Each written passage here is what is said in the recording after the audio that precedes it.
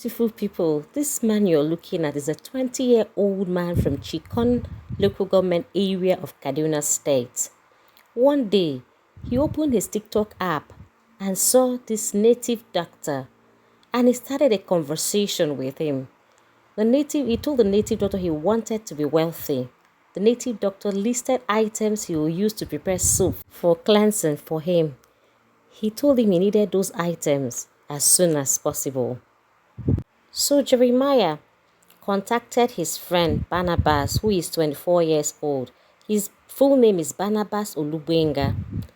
They both agreed that for them to get the items the native doctor wanted, they will not stay in Kaduna, that they will need to travel far away from Kaduna where they live. So both of them embarked on a journey to Kogi State for them to get the items the native doctor wanted. When they arrived, Kogi State, Lokoja to be precise, Jeremiah started to act as if he was a student of this Federal University Lokoja. There he met this lady, Damilola Oluwoyo, who is 17 years old and is first-year student of this university. Both of them got talking. Jeremiah pretended and lied to Damilola that he was a student of this university. Damilola believed him and felt that both of them were students. He told her he liked her and he wanted to have her number, so both of them exchanged numbers.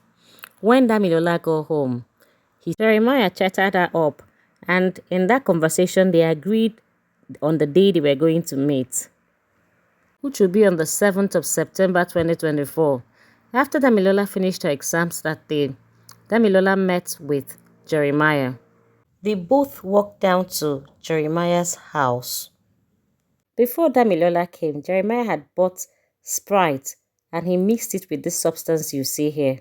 When Damilola came, he offered her the Sprite, and to make her feel that there was nothing he added to it, he drank some of the Sprite in her presence. He then offered Damilola the rest of the Sprite. Damilola drank as they talked, they laughed, they talked about so many things. Damilola was so relaxed in his presence as they talked about school, about so many things. Damilola became weak and suddenly slumped. Then Jeremiah dragged her to this uncompleted building where nobody will see what he will do to her. In this uncompleted building, he took her life. He took out her eyes. He took out her bobby and other vital organs that belongs to her. He then reached out to the native doctor and told him he had brought the items. He has the items ready. For the soup, he was going to pray for him for wealth. Damilola's parents were worried that Damilola wasn't back from school. They were worried. Then Jeremiah contacted Damilola's parents and told them that he is with Damilola, that if they don't pay 400,000, he will unalive their daughter Damilola. So Damilola's parents reported to the police. Jeremiah kept calling her parents, asking for that money. Damilola's parents eventually sent Jeremiah 400,000 that he requested to free their daughter. As soon as Jeremiah received the money, he bought a new phone. He continued to demand money from Damilola's parents. This time around, he wanted 10 million naira to free Damilola, and her parents were so worried they had to still go back to the police to report a second time. The police assured Damilola's parents they were going to get to the root of the matter. The police began to make investigations, and they were able to track Jeremiah. Jeremiah was arrested, and he was also arrested alongside 3 other people: Barnabas, his friend who traveled down from Kaduna with him to Lokoja, and then this is Ajayi Ayomide, who is also a student. He offered Jeremiah and his friend Barnabas accommodation, and then they also arrested Emmanuel too.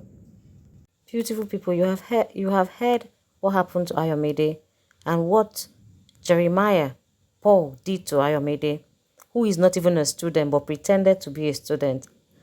Parents who are listening to me, I want you to warn your daughters, warn your children to be aware of people they move out with and people who offer them drinks, because they don't know what they put in those drinks So they should be very careful with what they take from strangers or who they are meeting. Very important. And then you see, another student was also arrested in this case because he didn't even know he accommodated people who came to do evil. And now he's arrested. So that's why we should be very careful who we move with. So I want you to share this video to everyone so that they will be very careful who they get in contact with. May Ayumido's soul rest in perfect peace and may God comfort her parents. I want you to share this video and I also want you to share your thoughts. Thanks for watching. See you in my next video and please be safe.